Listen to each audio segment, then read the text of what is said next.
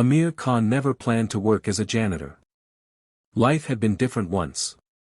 In his youth, he studied engineering with dreams of designing bridges and skyscrapers. But after his father's sudden death and a series of family debts, Amir had dropped out of university to support his mother and younger siblings. He found work where he could, often menial, always exhausting, until finally, through a cousin's reference, he secured the night shift cleaning offices in one of the city's tallest corporate towers. It was stable, paid enough for food and rent, and most importantly, gave him quiet hours to think. Yet he always carried the weight of unfulfilled ambitions.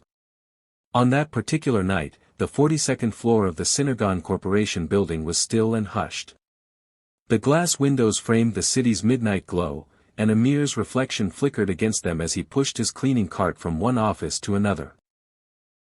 The executives had long gone, leaving behind only silence, the smell of coffee gone cold, and papers stacked neatly or scattered carelessly across mahogany desks. Amir moved efficiently, wiping, dusting, vacuuming. But as he entered the CEO's office, a vast room with shelves of awards and floor-to-ceiling windows, he paused. He always cleaned this space with a mix of caution and awe. There was power in the air here, an invisible pressure that made him feel small. The CEO, Richard Caldwell, was a man he had never met personally but whose reputation filled the entire company like a storm cloud. Tonight, however, something unusual caught Amir's eye. The bottom drawer of Caldwell's massive oak desk was slightly ajar. He frowned. The CEO's office was always meticulously locked, every pen aligned as if by ruler. Amir hesitated. He knew he had no business touching what wasn't his.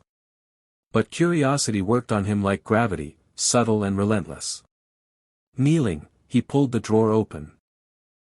Inside was a thick manila folder, unmarked except for a red tab sticking out the side. He almost closed it again, but something gnawed at him. He slipped the folder out, the paper heavy in his calloused hands. He flipped it open. And then, in a voice barely louder than breath, he murmured, "This file could ruin everything." Inside were documents, emails, financial statements, confidential memos, outlining a scheme so staggering that Amir felt his chest tighten. Synagogue, the billion-dollar corporation that had branded itself as a leader in sustainable energy solutions, was falsifying reports. The papers detailed inflated earnings, hidden debts, and worse, evidence of environmental violations deliberately covered up to maintain the company's green image.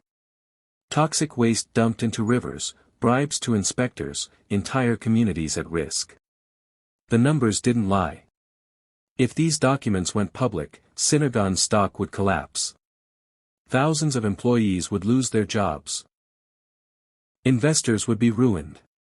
But if it remained hidden, people would suffer, innocent fam.